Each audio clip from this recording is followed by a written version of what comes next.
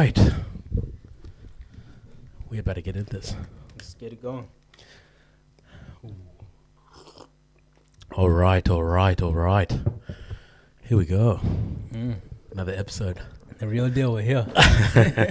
How you feeling? I feel good, man. I feel good. Excited to, share not only about, myself, but also, about, what got me to who I am today. I can't wait. Yeah. Guys. This is going to be good. All right, I'll introduce once again. Welcome to The Seed. I'm your host, the Bold Man. And today we've got a very, very special guest. Today we've got Mapet. He's the owner and founder of Greatness Activewear, which is going to be good. Good topic. We're going to get into it. We're going to talk about what it was like from Sudan to Uganda, and then coming to Australia, and then what got you to be and have an entrepreneurial mindset, which I can't wait to get into. Cool. So Mapet, how are you? I'm good, man. I'm good, bro. I like good. the setup here. It's like it's always every time I come here, it's just seeing the growth of it is awesome. Yeah. How the little details, the lights. Yeah. I like the candle. I'm not sure if the camera can pick it up. Yeah. To everything here. So I really love what you're doing here. No, for sure. I have to make sure that my guests, when they come here, they're as comfortable as possible. Real comfortable. And just feel relaxed and give us, their best them when they come and talk about their journey and their story. Yes, sir. Yeah, so I'm glad that you've noticed that. I noticed everything. No, I'm glad. Yo. But let's get straight into it, man. I think it'll be really important to let's start off with life back home, back in Sudan, and how that was. Life back home was personally as a kid. I grew up with my grandma. Yep. And with my siblings, we were pretty much separated for a small period of time. So my older brother was living with my uncle, was more in the city. Yeah. My sister, she was living with me, but from time to time she went on to live, with my grandma and, Yeah. So we were very separated, from time to time. Yeah. And my mom was out working somewhere else. I don't know what she was doing because I was a kid. I can't really remember what it was, but it was obviously to provide the food we need. Yeah. It would have been farming or something like that. Yeah, okay. But she was doing what needed to be done to provide the food that we need or the clothes, whatever, for us to survive really. Yeah. So we barely got to see her growing up. Yeah. It was only when the process was approved to get us to Uganda, to get us to Australia here that she finally got us together and, linking with my brother, my sister, my mom, it was an amazing experience. So yeah, that's cool. And, you didn't have much time with your parents, but you would have with your sister and your brother. How old are they compared to you at the time and now? So my brother is 2 years older than me. Yeah. So is my sister. My sister is 2 years younger. Yeah. Yeah, so it's... Are you talking regarding in terms of how's that relationship? Yeah. Yeah. So I just want to know how old they were first, and how was that relationship with them? Okay, it's awesome, man. It's Yeah. always like being close. We've always been close. Yeah. Even when growing up, I didn't get a chance to see all of them or at once. But the moment we linked up, my mom brought us together. It was like always family. Even from now, it was like.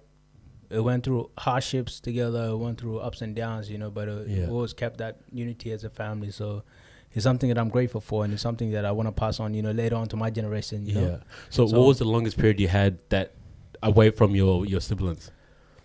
I would say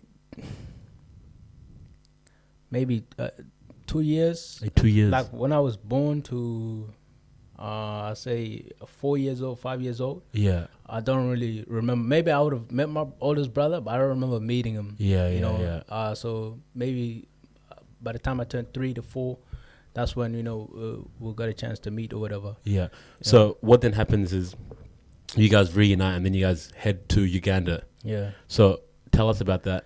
So actually, the day that we reunited, that's when I think I sprained my arm or something. We were playing soccer. Yeah. And it's like everybody's energized, everybody's together. You know what it's like. Yeah. And I sprained my arm. And I would have been fractured, but I don't know. They said it was just a sprain. Yeah. But it was just the excitement of the moment and things happen or whatever. But What really happened after that is that we made a journey to Uganda. Yeah. And that was where my uncle lived. My uncle, my dad's brother, he told us, you guys can come live with us until all your process is done. Yeah, yeah. Because obviously back home, things weren't right. Wars were breaking out. There was, a lot of famine. There was a lot of food going around. Yeah. So my uncle was like, obviously you guys are family. Come over to Uganda. We'll look after you guys until, your process is approved to go to Australia. Yeah. So yeah, my dad was already in Australia around that time. And what year was that? He landed 2002, I believe. Yeah. That's when he landed in Australia. But yeah, around that time frame, that's when we started making our journey to Uganda and wait for him to really say, okay, everything has been approved. You guys can come over. Yeah. Yeah. What's one memory you remember from your trip to Uganda? What's one thing that stood out the most? I feel like I say when a truck broke down. Yeah. And all my siblings, my mom, I really remember this day very well. But yeah, we're making that trip to Uganda, and first of all, itself, when I say like we shouldn't be here, I feel like it's something that I really mean, because that journey itself, there's so many things that could have gone wrong. Yeah. That just happened to go right. And I thank my mom for that, her, resilience and her determination. And so. Man, for you to say that, sorry to interrupt, but that's something that we need to hear more people saying. Like, how lucky you say you were to be here, and, same with me, how lucky I am to be here. And that's just something that I think we need to realize and appreciate more. Absolutely, man. Absolutely. And yeah, but that's all I wanted to say. But yeah. No, I 100% agree, because there's thousands and millions of people who would want to be where we are right now. Yeah. And I feel like there's times where we take advantage of it. Yeah. But yeah, like I really do understand that. Yeah. So back to the story. So making our journey from, South Sudan to Uganda, I'm not going to say I remember every single, town or wherever we went to. Yeah. But towards that journey, we had to take a bus. Yeah. In that bus, we got into the bus. However, there was a stop and where they check our tickets and everything. So like, okay, my mom, she had a ticket, whatever. She had a ticket, but you had to go to like an office. They had like a little desk thing. Yeah. To approve for another ticket to go to Uganda. Yeah. But because my mom was a woman, they didn't want to give her the ticket. Yeah, right. And on the table, they had all these tickets laid out. And my mom was arguing with the ticket guy or whatever. It's like, I need my ticket. I've got the money. Why don't you guys give me my ticket? And that was where, my mom, her resilience, her strong will, whatever. Yeah. She goes and I'm not going to say she stole the ticket. Man, you have to do what you got to do, man. You got to do what you got to do. She went and took the ticket and went in the bus. And that's where, you get to realize, the bravery. And as a woman, it was just me, my sister, my brother, and her. Yeah. There was no man there to protect us if anything happens. Yeah. There was no big... We were little kids. We were tiny. Yeah.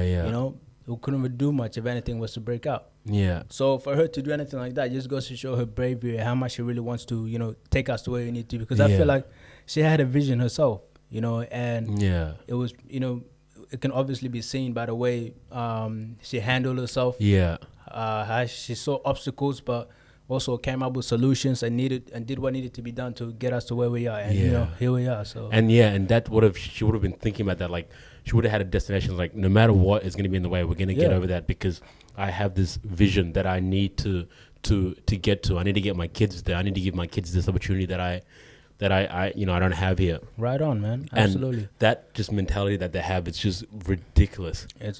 Honestly, man, I think every time I'm just like, where does it come from? Is it hardships? Is it because they face challenges? Is it because, is it because a lot of the time the women, in Sudanese culture, there's no male figure there to be like, okay, I'm here for you or whatever. Men are usually out doing their own thing, so the women have to, stand guard and look after the kids and provide.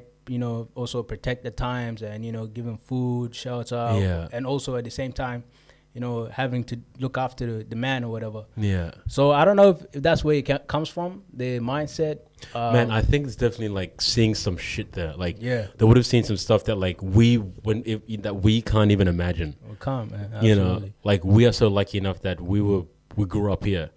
But I'm assuming they would have seen some stuff that's probably some of them can't even get over to this day. Yeah. But yeah, just that's amazing that how you got here. Your mom on her own just had to improvise the whole way through. Had to, by force, and also we got into the bus. Eventually, now we got to another destination where the bus stops, and we had to take a different ride to the Uganda, to that final destination. Yeah. So what happened there is like we got to the nearest town or whatever, and we hitch a ride with this. I don't know where they were from. I don't know the background or whatever, but we got a ride from them, and they had a little truck, with a hatchback. Not hatchback. It's like a what do you call them trucks? It's like a mini truck. Yeah. With like a little trailer type thing in the back. Yeah. So we got in. We sat in the back. It was the driver, the passenger, the two guys, and also my mom, my dad, and my mom, my brother, my sister, and myself. Yeah. Right. So we're driving in the middle of the night, and it's a long ride. It's not like a simple, 8 hours or whatever. It's maybe a couple of days or whatever. Yeah. Or at least it felt like it. I can't remember as a kid. It felt probably like was. A couple of days. Yeah, it probably was. Yeah, definitely. We're driving. I remember this particular moment. Would have been like around 3 a.m., 4 a.m. in the morning or something, like pitch black. Yeah. Our truck broke down. The roads at the time, there was a lot of rain, so the truck got stuck. So we had to walk from what looked like the bushes, pitch black, to the nearest, town, to wait for help and to, just think of ways to, get to our destination. Yeah. So that ride itself was... it was very, very scary. It was one of those things like, okay, I will never forget this. Yeah. Because we were out in the forest. Yeah. And we had the truck driver was leading the way.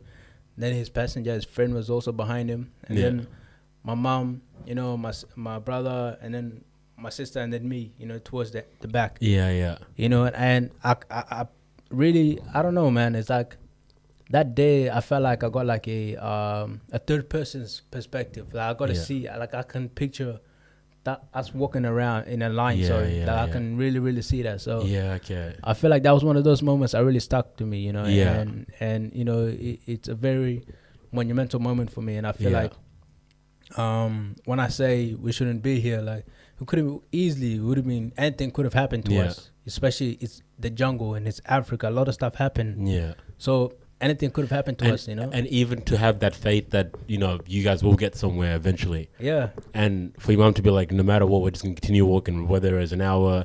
Absolutely.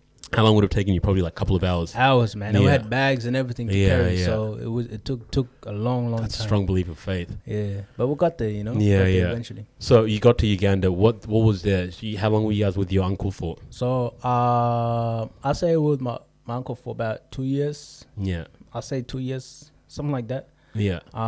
And my uncle, he went to India to study, so he was very, affluent. So he had money, he had a big house, or whatever. So for us to get that experience, to that exposure itself, it was something very different to us. We never saw a TV, we never saw anything electronic like that. So even things like toilet, we didn't really get to see toilets, where we came from. So it was a great experience to see all that. That's amazing. Yeah. So, and then after 2 years, you guys finally get here. How was the plane ride here? So, it was awesome. They gave us a great experience, man. Yeah. I remember when we got into the plane, first of all, our parents, my mom made us dress up in suits. And she's like, okay, by the time you guys arrive, you guys have to look good, for your dad, for your family. For the family that were here. Yeah. It's like, I want you guys to, be presented well. When, of course, that's amazing, man. Everybody, all the family members that's here. So like the plane ride itself was awesome, man. As soon as we got into the plane, really, all the the flight attendants, they came up to us, they gave us toys, they gave us, little books to read. Yeah, yeah. And they gave us this amazing experience. It was something I will never forget. And then they took us to the cockpit, got us to meet the pilots and everything. It's an amazing experience. That's amazing that you guys got to meet the pilots and have that experience. Yeah. That's amazing. I love that. It's amazing. It's awesome, bro.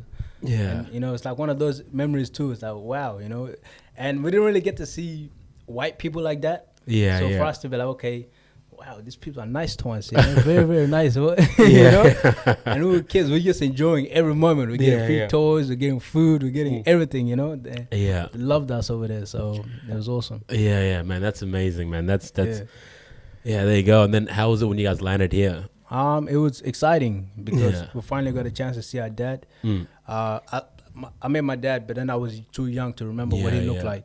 So it's basically like you meeting him for the first time. Absolutely. We talked on the phone. Yeah. But it's not, it's not the same, obviously. But getting a chance to finally see him face to face was a whole different experience. Yeah. So it was awesome to see also my other relatives and family members. I didn't realize I had so many family members here in Australia. Yeah. So getting a chance to see them was, was a good thing as well.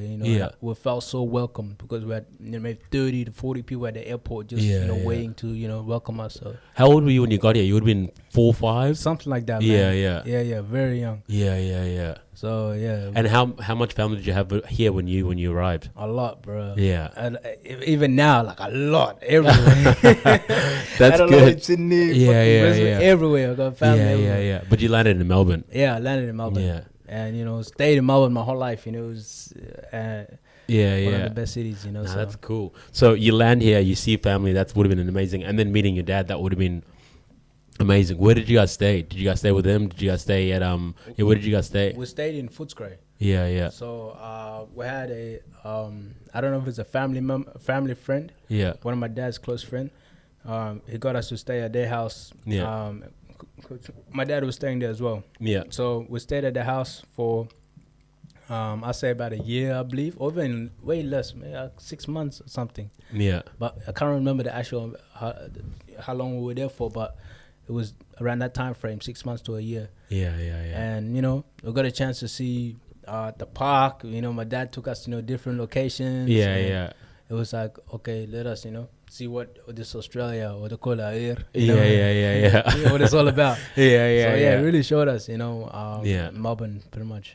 That's cool. And then you moved to Footscray. Yeah. Because we met in Richmond. I'm not quite sure exactly when you moved there. Did you go from Footscray to Richmond, or did you go somewhere else before that? No, I was straight from Footscray to Richmond. Yeah. So when did you get to Richmond? I say 08. Yeah, okay.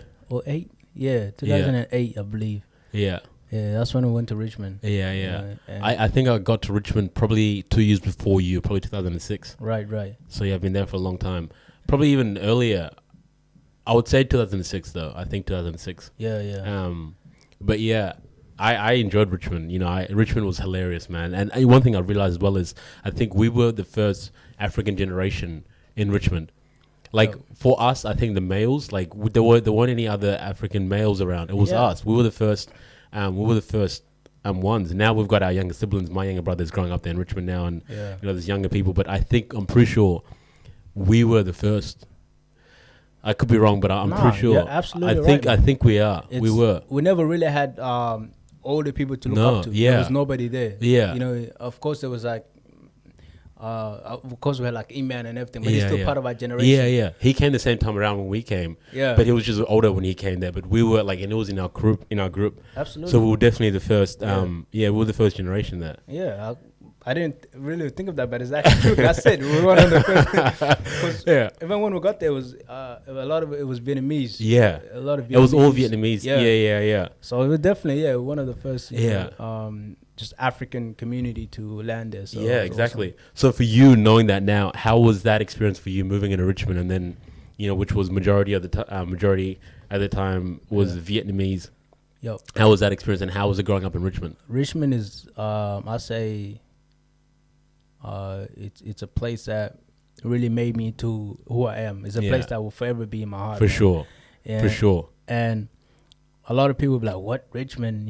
And it's like a lot of the time, you know, we grew up, there's a lot of hardships that were going on. A lot of people were doing drugs. A lot of people were, you know, got robbed. You know, a lot of all this stuff were going on. You know, we see it like on a daily basis. We saw, you know, drug addicts running, you know. And it was like so normal to us to the point that we thought this was how the world is. We thought everywhere we go was like this.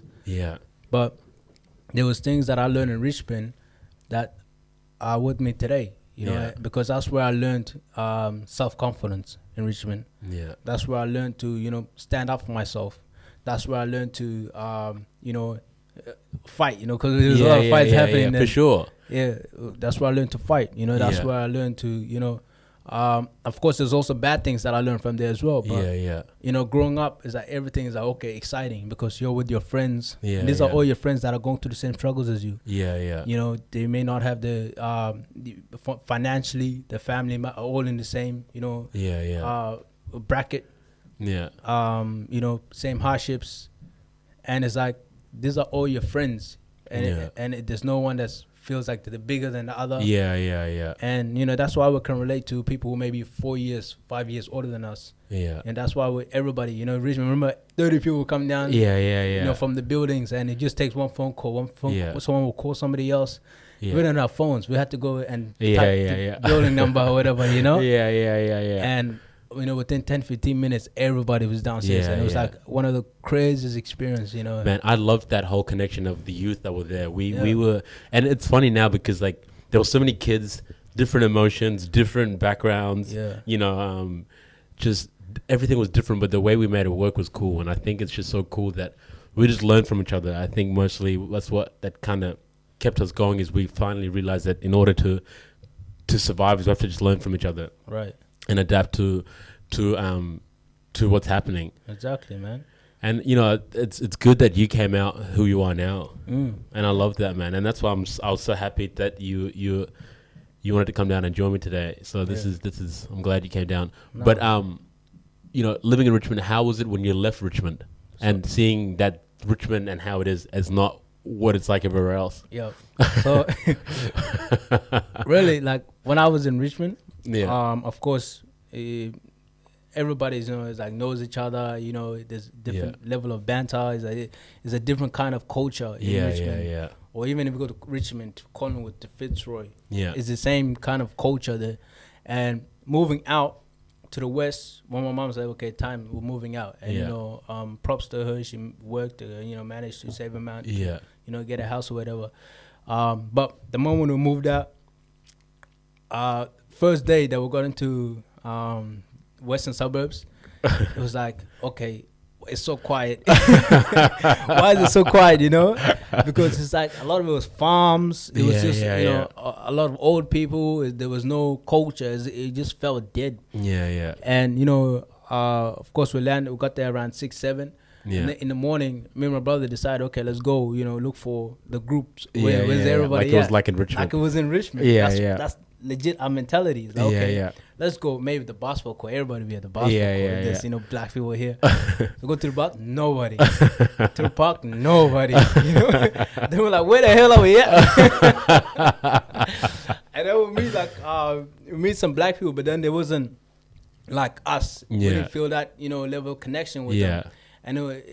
And you know, it just goes to show that being raised in a certain environment, you know, all that culture and environment stays within you. You know? And once we were there, honestly, personally for me, that 2 years was very, very hard for me. It was very, very, very hard for me. What made it hard? Because I couldn't really relate with anybody in that area that we were living at. And so what was this again exactly? It was in Tani. So we lived in Tani at that time.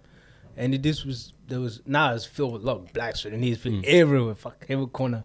But it's like, back then it was nobody. It was just, you know, white people. No offense to white people or whatever, but it's like, it was so hard to connect with, you know, with them and the different type of people that were there at the time. So it was very hard in the aspect of, you know, you go outside, you know, you can't really do much. You can go, you know, play basketball, but everything just felt dead because you're craving the same, you know, energy or the same excitement that you got from Richmond, from your friends who, you know, who you fight on a daily basis. So I was craving that, but because I couldn't get that, I fell into a short term of depression. Yeah. And it's like I just go to school, come back, and I just sit in my room. I just go and watch TV, watch a movie or whatever. I never really got to go outside. I didn't really go outside at all for that first year, 2 years. Just go to school, come back, soccer, school, come back, soccer. That's it. I didn't get a chance to. I didn't even go outside, try and interact with new people. Yeah, yeah. Because it was like, okay, well, I'm not gonna relate to these people. What's the point of talking to them? So I fell into a short, level of depression. Yeah. And then slowly, a lot of people that I can relate to, or maybe I started growing. Yeah, yeah. And what was it like in high school though? Was it the same? Same, bro. Yeah, yeah. But then in high school, I said there was a lot of friends there, a lot of soccer mates, and whatnot. That made it easier for me. Yeah, yeah. It was like of course, soccer is one language. Just people and everybody that really knows. So yeah. I was able to make friends playing soccer. Yeah. But it's just I didn't feel that level of. It didn't feel the same as it was. The school like Simmons or just it didn't feel the same. So what year were you when you got to that school? I was in year 10. Yeah, okay. So I left Simmons in year 9 and got there in year 10. And it was the same thing too. It's like when I got to the school, I was looking for in Simmons. Everybody knows where the black people is. It's like everybody's looking for the vibe. And the vibe. Yeah. In Simmons as well, I think most of the people that went there, or a lot of people from where we were in Richmond, either went to Simmons, Hawthorne, or with the school that I went to, which was CBC. Yeah. Other schools definitely, but majority of the people went to Simmons because I think it was closer. Yeah. It was the closest school at the time. It was it was like near Victoria Market. Yeah. So that's really close to Richmond. It was like a Catholic school too. Yeah. And remember, Friday night. Friday night. Schools. Yeah. So that lady Margaret, she got a lot of the kids from the area to go to Simmons. That's how we got connected to Simmons. Oh, okay. So a lot of people from the area got connected to Simmons by her. That's why everybody from the neighborhood, a lot of people from Richmond were there. And also got a chance to meet a lot of people from, Flemington, from Ascot Same people from who that same environment, So but that's one thing I like about high school is because like how you were talking about the fact that living in Richmond and then thinking that okay the world looks like this, and then you go to high school and then you get people from all around the places, and you're like, man, what, these people exist? Where you from? You're from here. And then I remember when I was in high school, like having friends from all around. Would go to one person's house and you go to had a friend that had a house and he had like a tennis court in his backyard. His whole neighborhood was just like something I've never seen before. Damn. And there's me growing up in Richmond and I never left Richmond, so to see that I was like, man, where the hell am I? Exactly. But yeah, that's why at school and high school there was just so many different people, and it's just like living in Richmond because of like so many buildings and so many different energies and kids. But high school was it was an interesting place, man. And if you're not ready for it, if you just grew up in a small environment, to go in that, it's like, holy crap, like what have I been missing? Exactly. And I saw a lot of people change. It's like, because that environment too, I don't know, man. Is in Richmond, there's a lot of course, at the time it was an all guys school. I mean, what do you mean at the time? It still is now. And then there was a girls' school right next to us. It wasn't too far. But it's like, it's a lot of, bravado. It's like you get into the schools, like, okay, first day, I remember first day, year 7. Like I got into, fights. It was like, okay, you're trying to prove yourself. And that happens naturally from where we grew up. It's like you're trying to prove yourself. Okay, I'm not a bitch. I'm gonna, find somebody, and, let them know that I'm strong. That I can, And it was like a daily thing, people fought on a daily basis. Yeah, and that's why is that what happened at Simmons? Yeah, year 7, bro. I fought like 2 people. And it was like of course, it was like just sparring or whatever, but it was also to, it was like I was trying to prove myself. And I was always that kid that was okay, because I was smaller and skinnier than everybody. And I felt like I had to prove myself so many times. Man, that's such a weird thing that happens in boys' schools. Man. That happened, but... Yeah, so I'm glad that, you proved yourself. Yeah, definitely. At times, I remember kicked in the face or whatever. But there's so many times that I fought guys who were bigger than me on sparring sessions, and, I came up winning. So, it's all part of it. But I loved every moment of it. Every moment. That's good, man. And I'm glad that you had a good experience in high school, other than, fighting and doing that. But, after you go to the new high school and then you graduate, how was that after? What was it like? How was it? So like in that new high school as well, there wasn't Sudanese people. Yeah, okay. There was a small portion. Yeah. But when we moved there, it's like me and my brother, and then there was another family as well of Sudanese that were going to Thomas Carr, the school that we're moving to. Yeah, yeah. And it was the same thing. It's like, okay, all right, let's go find. It's a high school. There's gotta be some. But there was nobody at all. There was a few, of course, but then it's like we didn't find it. And then and I'm gonna say like the first year itself, 2 years of the high school, I find it so hard to be relatable to other people. Yeah, yeah. And I don't know, I became more closed off. Yeah, yeah. I became, more timid. Yeah, shy. I didn't want to talk to many people. Yeah. And that wasn't like me. It was very weird, man, seeing that switch. Or like just observing it now, like seeing that switch from who I was at, at Simmons or at Richmond to who I became, when I moved out. So I became more shy, timid, quiet. I didn't really talk to many people. It was more just go, play soccer at school, in class. It was pretty quiet. Yeah, yeah. The first, year and 2 years, I said 2 years, first 2 years, I was like that, because I don't know, I just felt like I couldn't relate. Yeah, yeah. So after that, when high school was over, what happened? Were you hanging out with other people? Did more people, did more Sudanese people move in there? So what happened to Tiny after you graduated? I say, so year 10, by year 10, towards the end, year 11. Yeah. Like a mass, majority of Sudanese moved to Tani. And also they, flooded the schools. Yeah. And from there I'm like, okay, it became cool. It became awesome. Yeah. Thomas Carr was an awesome school. I'm not gonna say anything. It was amazing. People there were awesome. But it's like, when everybody that, that I felt like I can relate to came, people from my country, people who gone through the same struggles as me, people who, I feel like, some were even my cousins. So it felt more like home, Yeah. So in Tani, a lot of black people, Sudanese people from different backgrounds came. Yeah. A lot of Ethiopians moved there. It was just like. And what year was Indians that when they all started flooding in? I say 2016. Okay. 2016. Yeah. That was the time frame that a lot of started being flooded. Yeah. So yeah. That's good. So it's a good thing. It's an amazing thing. Tani became something else. That's good. So after that, more people are coming in from you're back from South Sudan and other African countries. What was it like from you after high school, and who were you hanging out with, and where were you at that time? So towards the end of high school, it was like we'll find ourselves in this mental space and where we, questioning, we're asking ourselves, okay, what am I gonna do? What am I put here for? What am I gonna contribute to, the world, pretty much? Because it's like we feel so much pressure from society to know all the answers. It's like you finish high school, you're 12, you're supposed to know what you're gonna go study. You're supposed to know your career. You're supposed to know what you want to do in this world. But that's a whole load of bullshit, man. And I feel like a lot of kids are put under that pressure and they end up making decisions that will affect them their whole life. Going down the wrong career path. Going down and, I don't know, working a job that they don't like, they dislike. And the messed up thing is when people are doing things that they don't like, things that they don't give them happiness, things that don't give them, a sense of, freedom and joy, they become bitter, they become malice.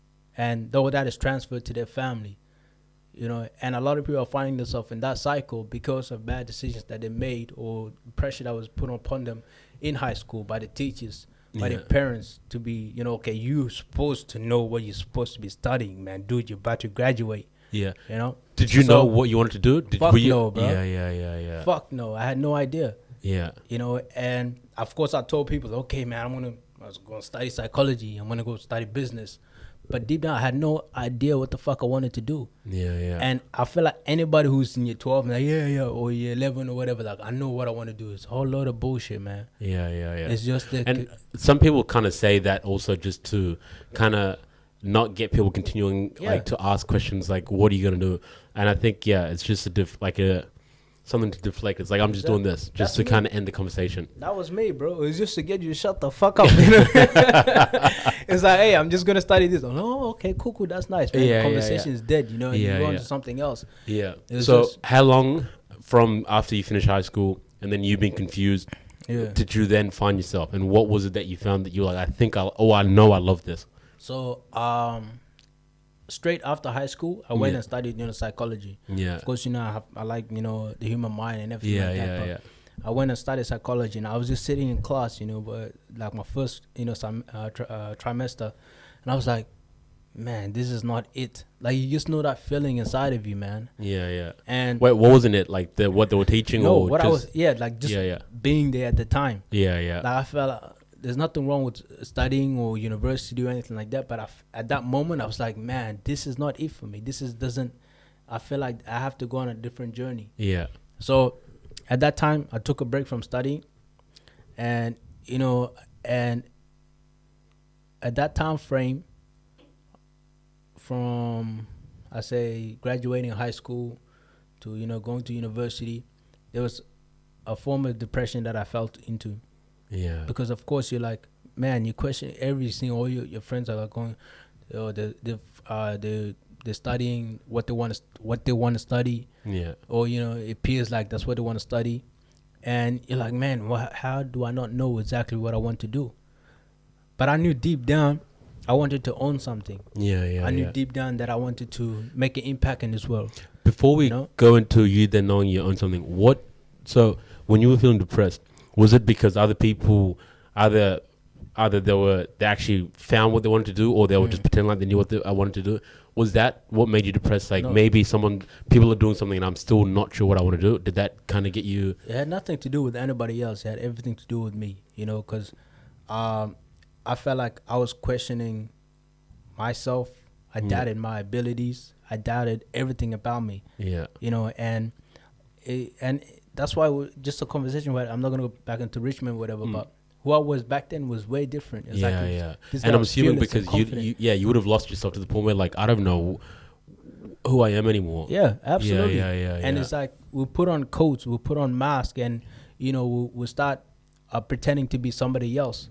And I found myself there, towards the end of high school, and also that first year and a half or whatever. Yeah. I felt that, I felt like I was pretending to be somebody else. Yeah. I'll go to different associations. I hang out with different friends, and I put on a mask. It's like, you put down a mask, pick one up, put one down, put one on. And because you don't have a sense of who you are. I didn't know who I was at the time. Yeah. That's why I had mask on, and I felt depressed because it was like, man, how long am I going to be able to do this? Yeah, okay. Why am I doing this? You're asking these questions to yourself, and it's your mind. A lot of the time, it's your mind that's talking back to you. That's why a lot of you find comfort in under the bed. We just thinking the whole world. So how long do you reckon you felt like that for? A long time, man. I say 6 months. 6 months. I felt like that. And so how did you get over it? If someone's listening right now, it's like, man, I exactly know how you feel. I'm going through that right now. Yep. How did you get over it, and what advice would you give them? First of all, like a lot of people see depression from a negative perspective. Yeah. At the time, I wouldn't say it's a good thing, whatever. But now that I've grown into who I am today, and I realize that form or that level of depression was the best thing that ever happened to me, and it's probably the best thing that ever happened to you, whoever's watching this or whatever. Yeah. Because our mind will make us uncomfortable when it knows that we're not supposed to be where we're at. Yeah. Okay. I like that. When it knows we're not supposed to be doing what we're doing. Yeah. Okay. It will make us feel uncomfortable. Yeah. It will put us in pain. It will make us feel that depressed or anxiety or whatever. Yeah. Trying to get us out of it. Yeah. So it's like a message saying that, like, whatever you're doing, it's just you're getting tired of trying to play this character that you're playing. Exactly. And it's time to move on. Was that how you felt? Absolutely. Yeah. I didn't see it that way until I've grown, until a couple of years time. Yeah.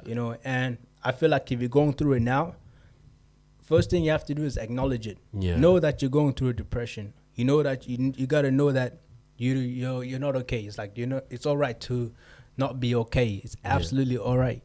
Yeah, But a lot of the time, a lot of people pretend like, okay, I'm fine, don't worry. That makes it worse. The moment you acknowledge it, that's when your mind will start finding solutions for you to get over it. And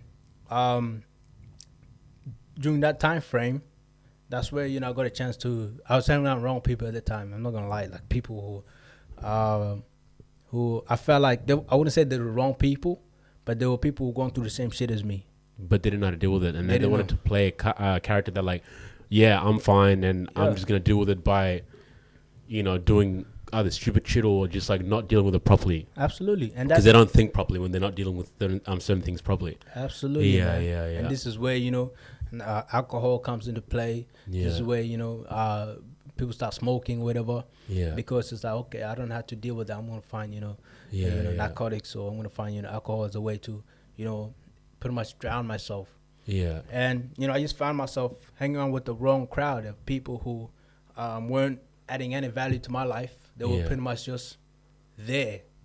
There were people I can relate to. There were people I know were going through the same shit as me. Yeah, yeah. Did you know at the time they were going through the same thing as you, or is it making sense now that after you kind of got out of it and realized, oh wow, it makes sense now? At the time, I wouldn't say I knew, because it's hard to know that you don't feel right, or you feel depressed. Sometimes you don't even know it. Yeah, yeah. And I didn't even know it at the time. And the people I was with that were going through the same shit as me, because they're doing the same thing as me. Yeah, yeah, You attract those who are currently in the same situation you are in life mentally, can even be physically. You attract those type of people into your life. Yeah. And that was what I was doing. You come from work, we go out, we do dumb shit. Okay, so you realize that, okay, I'm actually getting really tired of this. I'm tired of playing this character that I'm playing, hanging out with the same people who don't know also what's going on, and they don't know how to deal with it. And I don't like the way that they're dealing with it by, drinking and smoking. That's not the way I want to go with it about it. What did you do, and how did your friends react when you decided that you would do something different? A lot of people didn't react positively. A lot of people were just like, okay, what the fuck is this guy doing? Who does he think he is? Yeah, yeah. And I got that from many people, and it's okay, man. It's okay to stand out sometimes. So someone right now is like, okay, I'm getting sick of this, right? Someone's listening to this, and he's like, I'm getting sick of this. I'm understanding what you guys come from. What you just told me, it's me right now. So, when they decide to leave, it's what are they gonna face? What are they gonna go through? You reckon that you went through? They're gonna go through challenges, man. Because you're gonna be a lone wolf for a very, very long time. Your circle of friends, you're gonna leave them behind.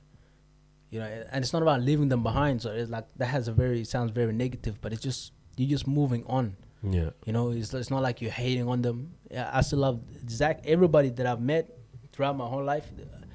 I still have a high level of connection with them. I still, appreciate them, love them. Every time I meet them, it's always love. It's always nothing but love. I don't feel malice or hate towards anybody, no matter what, we've been through or whatever.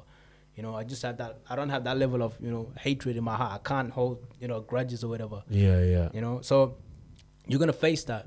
A lot of people are going to talk shit behind your back.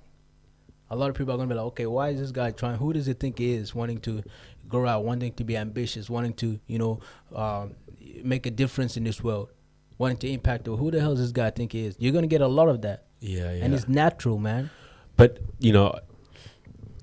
how did you just continue staying focused? What were you telling yourself, and how did you deal with it when people were doing talking behind your back and trying to pull you back? Man, it was just like, it is what it is, man. I found another circle of friends. These are my family members. Like now, like we're close for years now, bro. And these are people that who had the same level of ambition as me. They wanted to make an impact in this world. They wanted to make a difference. And finding this group of people was like, okay, this is the environment that I want to be in. Yeah. None of them smoke. None of them, drink. And then it was like, man, this is association I need. This is positive for me. Yeah. Right. And from there on, became friends. From now, family members is like, they come to my house and just do whatever. It's like, that level of trust is there. And yeah. it's like, sometimes you have to be that lone wolf to find the pack that you need for sure to make an impact in this world. Yeah. And you do need a pack. You can't do everything alone. Yeah. But you need that time frame where you give yourself time to really think, really try to figure out who you are as a person, try to figure out your why, your purpose in this world. Yeah. Sometimes that journey itself is done alone. Yeah. But if you find people who are willing to help you and who want to guide you and want to take you to where you need to be, man, you won. For sure. That's really dope, man. I think this definitely resonates with someone. And then with that, you having to find your new group, how long after did you then get inspired to create Greatness Active Wear? So first, like, we got, I say when I go into that lone wolf phase where I want to just grow myself, I found an association of entrepreneurs. So I got a chance to meet what it is to be an entrepreneur. I got a chance to know what it is to be a businessman, what it is to be a man of character, a man of integrity, and I had no idea what it is, a man of character. I didn't know what this stuff was.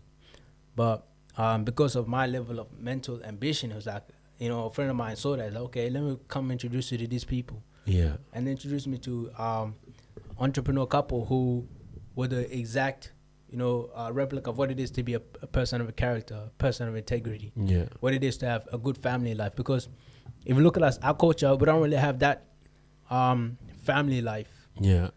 Because it's obvious back home, there's no such thing as love. Love is there, but it's like nobody's going to express it. Yeah. How often is it that our parents go, hey, I love you, kid. I love you. I love you, my son, my daughter. I love you. Or give you a kiss on your forehead. That's you'll never see that. Yeah. Really. Yeah. So it was like going there and meeting them and seeing them, how they express their love to their kids, how my male mentor was to his wife, how his wife was to him. It was like, I never saw that before. Yeah. So getting a chance to chat with them, get an understanding of their mindset, get an understanding what it is to really be a businessman, what it is to be a man of character, a man of integrity. It was something I'd never seen before. And that really just gave me a different perspective of what it is to, make an impact in the world, what success really is. And that day when I had that meeting with them, I'm very faithful. I love, give God praise for everything that He's done in my life. And after that meeting, I remember I was walking down to Crown area, Docklands. And I had, $60 in my pocket. And because of that experience, it was like that. Many times I prayed to God, okay, bring people into my life. Okay, I want to accomplish this, but I don't know how. And God provided me that how. He put those people in front of me. And I just felt like I knew it was a message from God. I felt a level of blissfulness. I felt, because I was coming from a depression. Everything was gray. Felt like the world was gray. Felt like smiling. I didn't really want to smile like that. But getting out of that, their apartment, just walking around the city, everything felt bright. So I had $60 in my pocket. I just went to some homeless people around the streets, gave them $20. Went to find another one, gave them 20. Found another one, gave them another 20. Because I felt like that moment I had to give back to the world. I have to give back because God just, gave me that sign that I needed. Man. So, yeah. That's amazing. Even like listening to that, like I was like actually like, it's so cool to hear that you knew this was a special moment that absolutely. you're still on right now. Yeah. And it's, led you to, be a part of this, to talk about that. Absolutely. Like the brand? Yeah. So, but like just even like having that experience and knowing that like this is the start of something that is made for me. Yeah. And I'm glad that you found something and you saw the opportunity that was there that God, gave you and you took it and and that's amazing, man. Yeah. So with that being said, you realizing that this is what you want to do, you found the right people. Yep. What were the next steps? Were you then were you educating yourself? Were you around the people that were teaching you? What was your next step after that? It was all that, educating myself. And they had an association that was on every Monday and also Friday nights, Monday nights, Friday nights. Yeah. And it was just in that association, we get an overview of what it is to me be an entrepreneur. Yeah. Give us insights. Sometimes talk about different type of books. How it impact people. And I was there for about 4 years. One association is every Monday. Another association is every Friday. I've never missed one. Actually, I missed one. I'm not gonna lie. I missed one. Well, it was because some dumb shit happened. But I missed one. But in the spirit of 4 years, because I understood the fact that me being there is me growing myself. Yeah. Sometimes I was there, but mentally I'm not there because I was still trying to go through my grow at that childish phase of mine where it was where I felt like I didn't believe in myself. So I'm like, I question every time I was there. I was like, man, do I really belong here? All these smart people, all these doctors, all these engineers, all these that's high accomplished business people. Do I need to be here? How did they treat you though? Because that's definitely something love, that you bro. because that's just your mind playing tricks on you. But then that environment would have just been really welcoming because everyone that is where they are now would have started off ignorant. Absolutely. And not knowing anything, but then I think they would have felt the exact same way. Yeah, absolutely, man. Yeah. But it's so cool that they, were, as you say, welcoming and loving and so supportive. Yeah, and it was an environment I've never been to before. Yeah. Zero negativity. Everyone is there to help each other, uplift, and it was like these are the stuff we were learning. There are things that people pay $3,000, $4,000 for. Yeah. And I'm just there. I just pay entrance. It's like for the build. That's it. And these people are coaching me and mentoring me and teaching me characteristics of what it is to be a real man in this world. Yeah. A lot of times society is giving us false, understanding what it is to be a man, what it is to be a woman. Yeah. But they give us a real insight. They gave me. I was like, man, okay, I never really learned this. Yeah. I've identified areas in my life that I can grow. Because they used to tell us these things like we have, sections of, things that we know, things that we know that we don't know. And then there's things that we know that we don't know that we don't know. Yeah. It's like a sense of you don't know that you don't know this. And going there, I was like, damn, I didn't know that about myself. I didn't know that existed. So it exposed me to a whole different perspective, not only of the world, but also of myself, Yeah. And that would have also given you that push that you needed because you also had a creative mentality your whole time, and but you also were doubting yourself. But it's good that you were around people that were like, man, like, you should be going for owning something of your own. Yeah. You should be trying to go for something. You should be trying to be as creative as possible. Yeah. So it's good that you were around those people. Absolutely, man. And that's why, you created this. So let's get into that. Having that would have helped a lot for you to realize that, okay, there's no way that I can't go and pull this off now. Yeah. So what got you into starting that? Yeah. And what was the motivation? I'll say, I think one more thing before we move on to this question. I'll say another thing that really grew me in that association was the books that they gave me. Okay, let's talk about that. The different level of books that I never got exposed to before in my life. Yeah. In high school, I wasn't a reader. I never finished one book. I used to go watch a movie about it or just read notes. You know what I mean? Yeah. So that was never me. Nobody told me, "Hey, Mapet, read this book." I was like, me read? Are you crazy? But he gave me a book to read, and I read that book, and it really changed a different perspective of how I saw the world. What was the first book they gave you?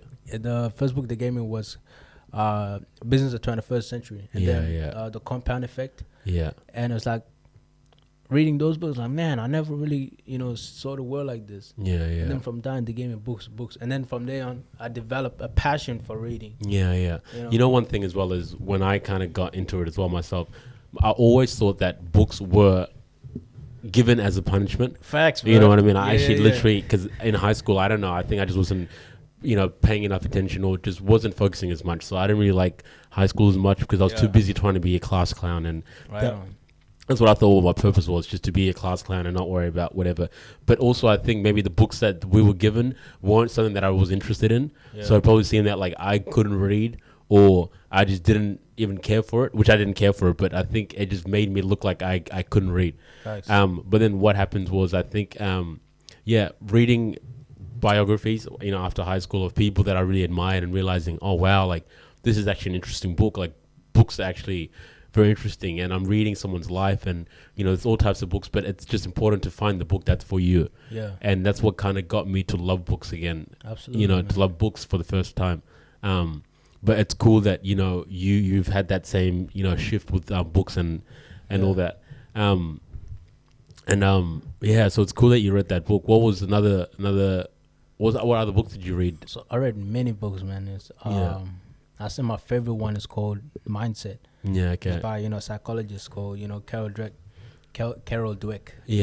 And she talks about a different type of people who have a fixed mindset and like a growth mindset. Yeah, it's like we live in this world. Those who have a fixed mindset is like, okay, I'm good at one thing, I'm just gonna stay good at that. I don't learn anything new. I'm just gonna be, that's my thing. But the more people with the growth mindset is like, okay, I may be shit at it, but I'm gonna find a way to grow and become better at it. And reading that, I got it gave me a perspective of who I was, how I thought, how my mind worked. And I realized that I was more of, a lot of the time was a fixed mindset. I was like, I didn't believe in myself. I felt like, okay, Mapet, because it can be things like maths. I hate maths. Passion, but it's something I've grown on now. But it's like I hated it. I told myself, man, maths is not your thing. You're just gonna, just don't worry. Focus on other things. Focus on English, sport, whatever. Things that you're good at. And I realized, I have a fixed mindset.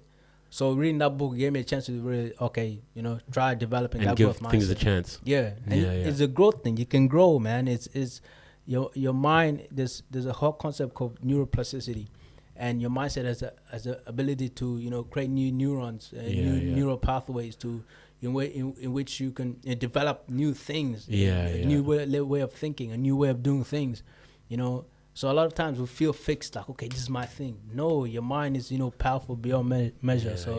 You just got to, utilize it and really be focused on growing whatever you want to grow in, and things just happen. Yeah. I love that, man. And I love that, you going through and reading books and, now having the love for it and learning stuff like that kind of continue to realize that, okay, maybe I'm not bad at that. Maybe I just haven't tried it either long enough or hard enough for it. And I think that's one thing, you don't get to until you read a book like that or until you have a conversation like this. What's one thing you love about books? I feel like the fact that you can learn from other people's failures. We all have this thing that, okay, we're going through this problem. This is my problem. I feel, man, I'm the only person. It feels like, okay, I'm in a relationship and I just broke up with my partner. And that hurts. I mean, I'm building this business and it fails and it hurts. I'm doing this job. I'm not, moving forward. It hurts. I'm in a position in my life. It hurts. I'm depressed. But there's millions of people who are going through the exact same problem. That problem is not new, man. And another thing as well is... It's not fucking new. And another thing as well is, like, whatever you're going through, there's someone before you were born, went through that. Facts, and also spent decades on how to avoid that, or and then wrote a little sweet book that is like probably this thick, probably goes for like 200 to 300 pages of his 10 to 20 years study of that specific thing that you're now going through. Absolutely. That's one thing that I never realized that were in books. You know what I mean? And that kind of helped me a lot, and it just kind of made me a lot more motivated to start projects like this. Absolutely, bro. It's like, it's like somebody who lived, I say, to 80 years old, decided to write a book. There's an author called John C. Maxwell, one of my favorite. I love that guy. Legend. So let's say like 80 years old. And he's written like how many books? Like hundreds. Hundreds of books. Man, I don't know the number. But it's like getting perspective from somebody who's 80 years old. They're gonna put all their life experiences into the books. You reading that, man, you just cut yourself from failing 10 years worth of failure. You know what I mean? 20, 30 years worth of failure. You know? So that's the power of books, man. That's everything is there. You may be depressed. Somebody has written ways to get out of depression. Okay, now you just cut a whole year of, you fucking crying under your blanket or whatever. So power is in books, man. Every answer in the world, you'll find it somewhere in your library. For sure. And that's what I like about it. Like, there is, every answer that you could find, like, it's out there. Someone definitely, looked into it and given their best version of how to deal with it Absolutely, out bro. there, and that's the best thing about books. And Yeah. There you go. There you go, man. Have you read the Majacto book? I think Nah. this is the 4th episode that I'm Yeah. talking about this book. I bought it though. I haven't. Yeah. I bought it. Let's say when you first told me about it, Yeah. I went to Kmart. Yeah. And then I found it there. I wasn't even looking for it. Yeah. I just found those books. I'm like, what the hell? It was another sign from God. Yeah, maybe, man. Maybe. Like you saw them. Like, okay, Yeah. shit. Let me just quickly buy this. Yeah. When I get a chance, I'll Man, definitely read it. I reckon you'll love it. I can't wait for you to get into it, and I can't wait to have conversations about that book, man. Yeah. But yeah, it's a really good book. It's just like the connection. You're like, oh my God, this guy survived. Oh, and did this, and it's like, oh man, this is amazing. This is so inspiring. Absolutely, man. But let's get into and then which led to you creating greatness activewear. Let's talk about that. I want to talk about that. Cool. So I've always been into fitness or just activity type of sports, basketball, soccer, running. Yeah. Okay. Yes. In primary school, high school, was cross country was my thing. Yeah. Loved it. Soccer, bro. I loved it. Were you good at it, bro? Yeah. Man, I was like in primary school once because I went in year 4. Yeah. Year 5, I came second. The whole year was burning me, bro. Yeah. Year 6, I came first. I blew everybody out. I was like, man, I have to fucking win, So the same thing, year 11, year 7, it was like high school. It was my thing. Yeah. Always, try to come. I was always came top 3, always. Yeah. And it was just one of those things that I was good at, that I enjoyed. And do you reckon this is another random question, but having a competitive mindset helps with having an entrepreneurial mindset? Absolutely, because at the end of the day, you're going to be competing with yourself. Yeah, okay. It's not like, okay, I have these people that, one of my biggest inspirations, like Gymshark.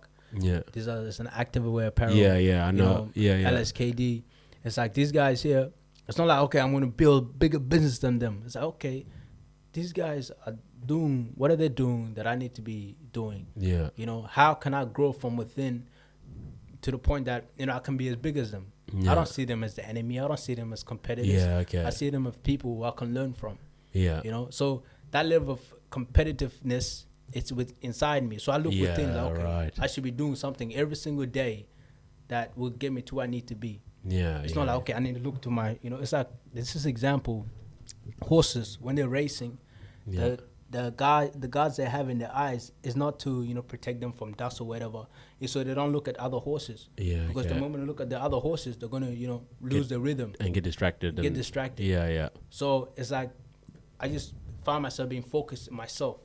I don't need to keep looking. Yeah. And every time I look at people, is one out of love, and also out of what can I learn from them. Yes. Okay. Never out of, oh shit, that guy's doing better than me, man. Fuck him. I'm gonna try and beat him. It's nothing like that. Yeah. So that level of competitiveness, maybe when I was younger, it was very different. Yeah. Very, very different. It was like, nah, fuck you. But that's such a wise thing to have as well, is because, like, I believe that success leaves clues, and it's just like, what's happened is, someone that's just done something. What that means is, it's achievable now. Yeah. You just have to know how they've done it. Absolutely, and just learn from them. And another thing as well is, depending on who the person and what the business is, sometimes people love to help people out and try to teach them to get to a certain spot as well. Absolutely. Depending on who you find. But I think it's cool that you think of businesses like that. Yeah. And I'm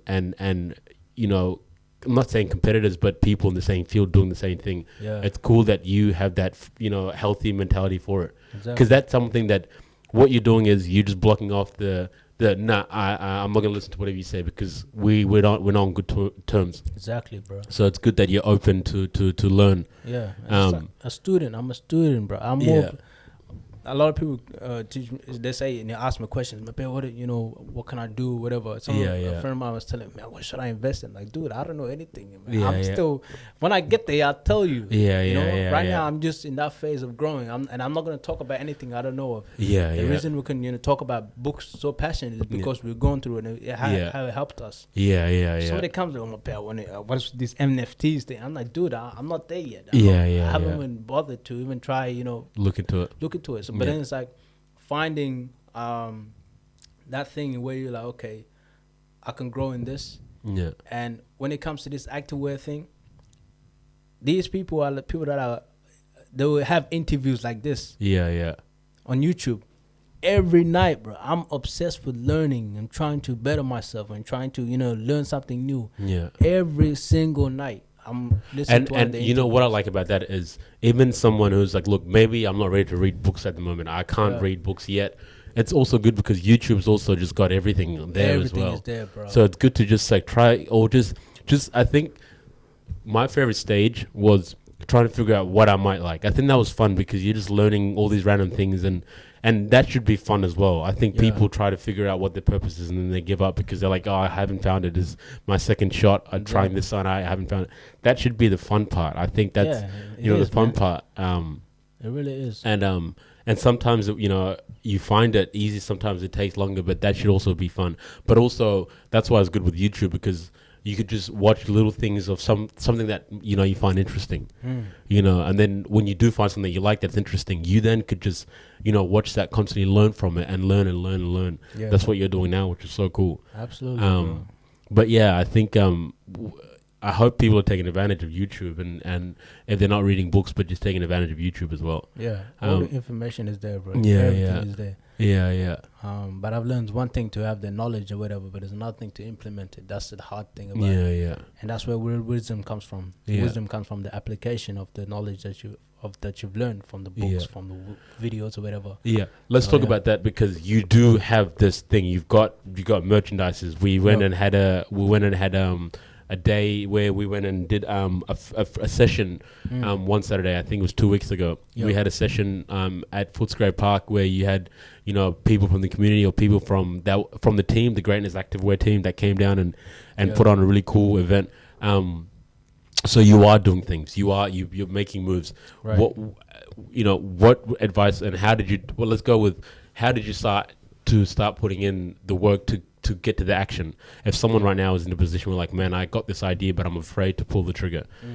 What were the things that you did that got you to have this going on? Just pull the trigger. Yeah. It was when I came up with the idea, I was this is not my first business. I was I was doing a network marketing based business. Yeah. And then that's of course where I learned everything. But I realized I was like, that wasn't for me. Yeah. As much as I enjoyed and loved everybody that was there, there was a different calling for me. Yeah. So when I got there, when I realized, okay, this is what I want to do, I had the name Greatness.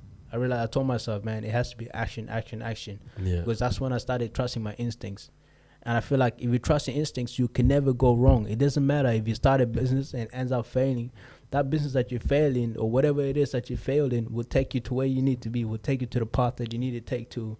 That will take you to your purpose, Yeah. So sometimes, that journey that I went to for 4 years, it took me to here. Yeah. And this journey would take me somewhere else. Yeah. So when I realized that, okay, fuck it, I'm going to trust my instincts. And I've always doubted my instincts. Yeah, okay. When I was growing up, that's when I trusted my instincts, growing up in Richmond. And that's why I say the more I grow up now, the more I grow myself, the more I'm becoming more of who I was. Yeah. When I was a kid, when I was, 13 years old.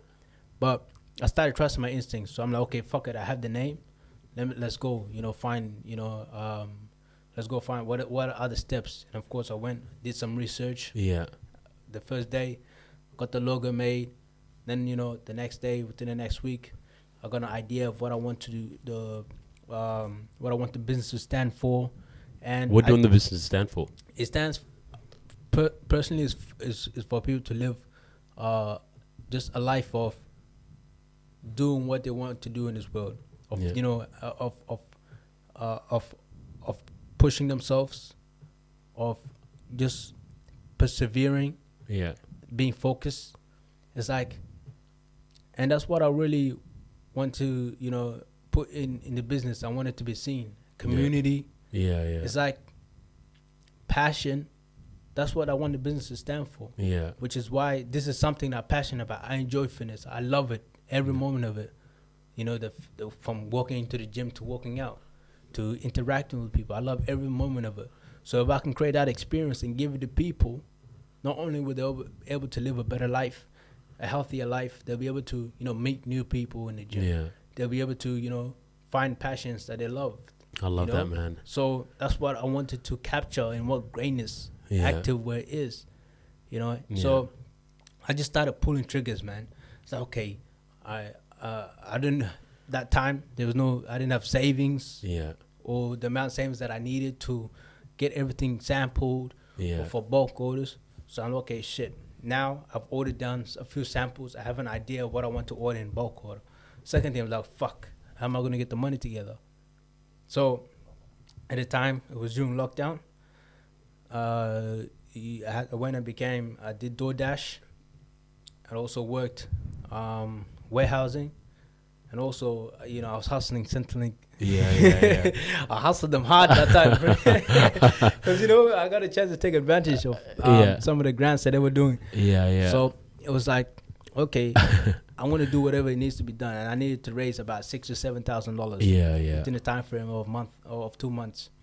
So I came from work. Doesn't matter how tired I was. Worked out for all the gyms were closed around that time. Yeah. So I went and worked out for 45 minutes at the park. Then I went and did DoorDash for 2 hours. 2 hours or 2 hours and a half. Yeah. Try to make about $50.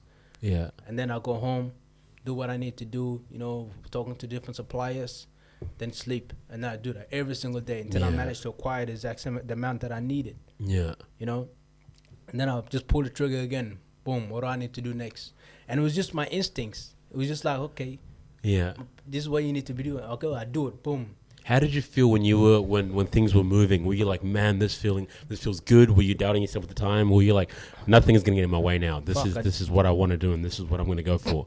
I had all the emotions, bro. Yeah, okay. All the emotions, and it's like up and down, and that's what emotions are, man. The moment you take a step back and you look at the emotions from a third person's perspective, it's like these are things that they're just up and down, man. If we choose to focus on it, you can focus. But if you choose to just let them just fade out, let them see them from a third person's perspective, you just see them as it is. Like they don't mean shit. Yeah. So I felt, of course, doubt. I was doubtful. I was fearful. I was like, man, can you really do this, Mapet? You're alone right now. There's nobody there. There's nobody there to help you. At least it felt like it. Yeah. And then all these questions started coming, but I just kept pulling the trigger. Kept pulling the trigger. Yeah. And then, now you've done it and we're here.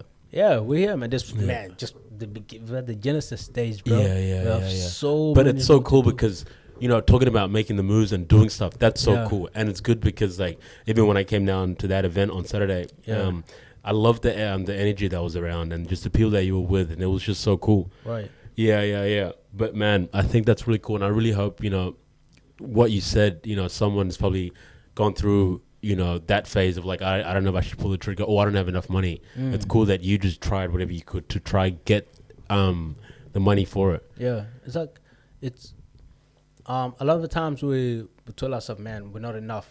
Yeah. But you are enough. Yeah. You really are, man. It's like, you don't need to, for you to pull the trigger, you don't need to go, study a certain degree. You don't need to go, read certain books or whatever. Those stuff will come. Sometimes if you pull the trigger, it opens a floodgate of knowledge, of wisdom, of people who guide you, of mentors. But all you got to do is pull the trigger. A lot of people, Johnson Maxwell, my favorite, the dude I was telling about, he talks about this. There's this reference where he says a lot of people they get the gun ready. Everything is loaded, but they just aim and aim and aim and aim. They don't pull the trigger. And 30 years go by, it's still aiming. 20 years go by, 10 years, 5 years go by, they're still aiming. Next minute, they're 80.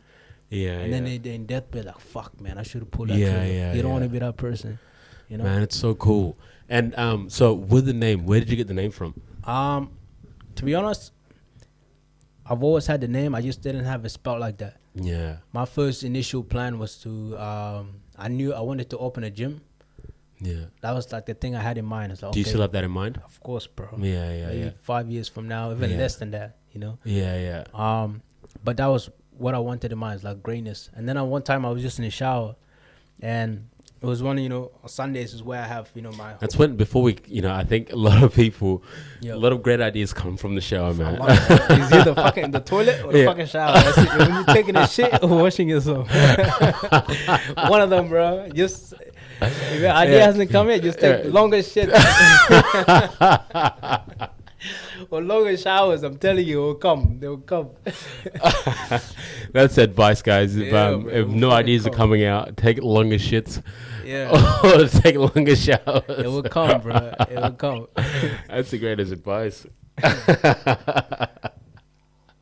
Mm. And I love that. But yeah, it's. I'm glad that I'm glad that that's how you got the name. Yeah, it was crazy. It was so weird too, man. It was like, but it was like one of those Sundays. Like Sundays is my where I warm myself for my shower, hot showers, and then it was like, I had the mirror started fogging up, and now I started writing the name Greatness. Yeah. The first that's how I spelled GRTNS. I'm like, fuck, man. Let me make an active out of this, Yeah. And there was this photo, like I was at the gym one time, and legit prior to this, I never really wore gym wear. I just go to the gym with whatever I had on. Just like fucking normal clothes or shit. And shit like that. And I had this photo. I took this. It was a reels video. Yeah. And I was working the weights, and I had the shirt on my chest was out. I'm like, man, GRTNS would be awesome on that shirt. Yeah. It would just went across my chest like that. Yeah. Then I'm like, that would be nice. And then my mind just, started, Throwing in ideas. And ideas. And then it started playing all these scenarios. Okay, man, start a business. You know what I mean? Yeah. And then from there on, things just started. And I didn't want to wait a week where I didn't do nothing. Yeah. So I just started boom, started pulling triggers, and we got to where we are today. So when was the first time you had that idea, or that idea of you? Wait, so when was the shower? When you wrote Greatness, you're like, okay, this is good, and then when was that? The date? Yeah, was it a couple years ago? Was it last year? It was 6 months ago. Oh wow. Yeah, 6 months ago. 6 to 7 months ago. 6 to 7 months, something like that. Maybe. Wow, you've done so much in that time frame. Yup. It was during the lockdown. The last lockdown. Yeah. That's when I'm like, okay. Man, I didn't know it was that. That's amazing. Yeah, it's pretty early, man. So that's and even the support that you've had from the people so far, it's been so cool, man. Yeah. And I hope it's not hope. I know it's gonna just get bigger and bigger. Yeah, man. I hope so too. Yeah. I feel like that's where we're heading to now. And as a business, we're just thinking of ways now. Okay, how can we create an experience for people? Yeah. Because as much as I started this business or whatever, a lot of the time I put myself out. Yeah. And I put the community there. I put the team there, and it's like, okay, what experience can I come up with, or as a unity, or how can I get the community to come, with, ideas that will make this bigger. Yeah. I completely pull myself out, because at the end of the day, it has nothing to do with me. I love to have this, understanding of leadership where it's okay, it's this mantra. You tell people what to do, or that level of, that way of leadership is dead, is gone. Yeah. Moving forward from now, it's like communities want to be heard, teams want to be heard. Yeah. And I just, as me, as the owner, as the founder, I give people voices. I give my team members voices. A lot of time on the website now, it wouldn't be where it is if I didn't, if they didn't help me out. Yeah. When we launched, there was still spelling mistakes on the website. Yeah. There was still fucking there was things that needed to be improved, and it was my team that came up with these ideas. Yeah. They helped me out, even from product. I got advice from my team. And I like that. That's how you started. You started off with, it wasn't completely perfect. Yeah. It was just started off as like, okay, I'm just gonna get it out there, and then eventually people are gonna help me. With it. That's exactly what happened with my project. Right. I just was like, what, I'm just going to put it out there and then just see how it goes, Exactly.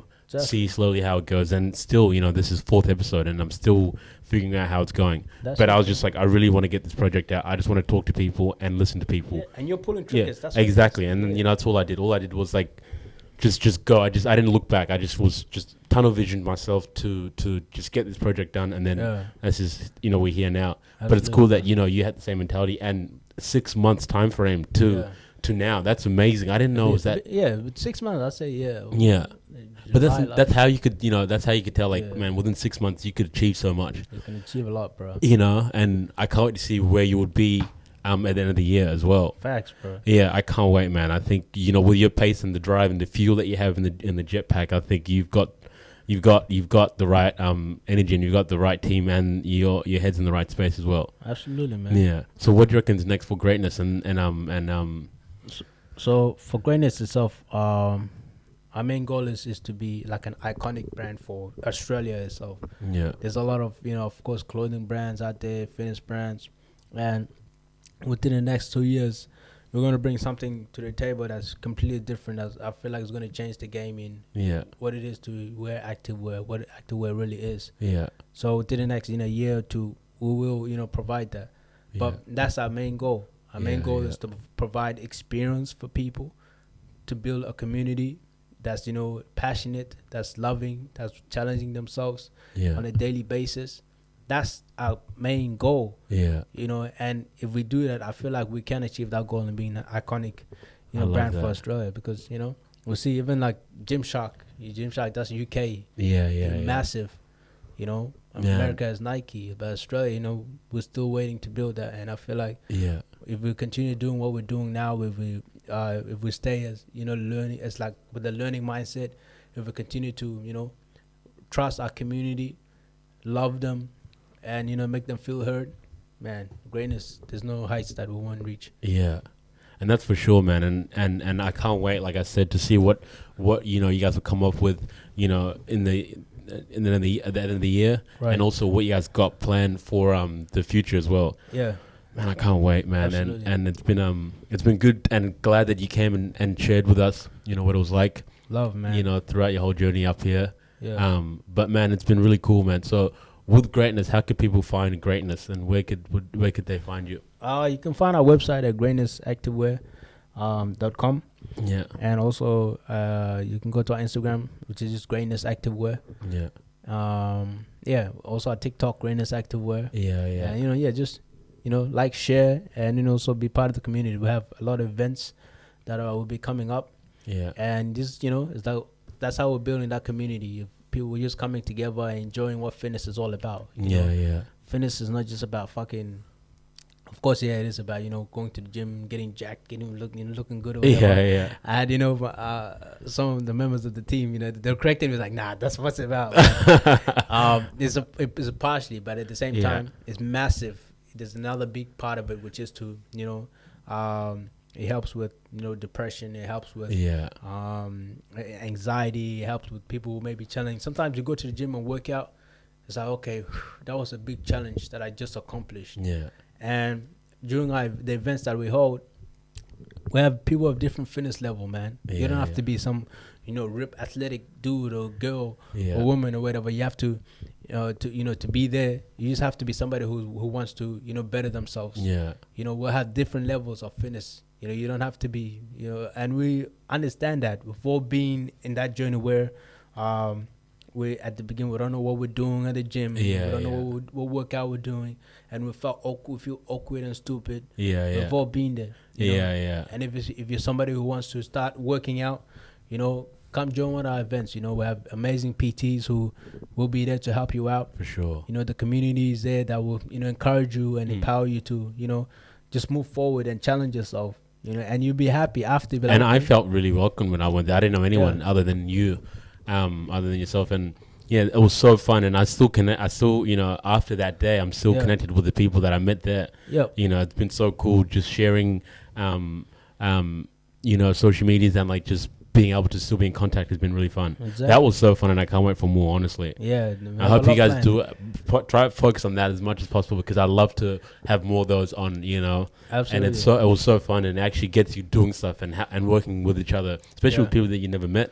Exactly. That was really cool, man. Absolutely. And it's personal too. You get people will tell you. It's one time when people message or comment online, but when people come up to you and tell you just the reality of, okay, what if you guys do this? And this is people who just random people. Like, okay, what if you guys bring this type of material? What if you guys launch hoodies or whatever? Just people coming with the ideas, and it's like it's always awesome, when it's face to face. I love it because it's authentic. I can't wait to see what you guys have planned for this year. I know you guys got a lot of stuff on your sleeve, especially with what how passionate you are with it. But Mapet, honestly, this has been such a good conversation. Love, man.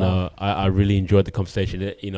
Even because I didn't know much of the things that you went through and had to go through after you left Richmond, but to know and to hear you came over it, you came on top. Yeah.